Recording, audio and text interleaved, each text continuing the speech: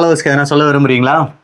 ஃபாலோவர்ஸ்க்கு என்ன சொல்ல விரும்புறேன்னா, இப்போ என்ன மாதிரி ஒரு இன்ஃப்ளூயன்சர் புதுசா ஒரு இன்ஸ்டாகிராம் ஓப்பன் பண்றாங்க, ஃபேஸ்புக் ஓப்பன் பண்றாங்க.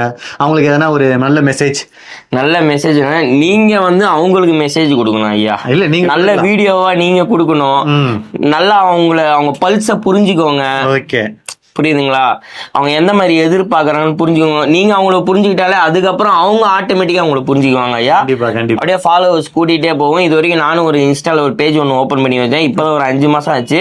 நான் பசங்களோட பல்ஸை புரிஞ்சுக்கிட்டேன். ஓகே, அவங்க வைபை புரிஞ்சுக்கிட்டேன். அவங்க வைபுக்கு ஏற்ற மாதிரி பண்ணுவோம். 2024 முடிஞ்சா இன்னும் ஒரு மாசம், ஒரு மாசம் தான், 25 வரப்போகுது. அவங்க வைபை நான் பிடிச்சேன் கரெக்டா. அந்த வைப்ல நான் ஒரு 2-3 மாசம் டிராவல் பண்ணேன் மாதிரி.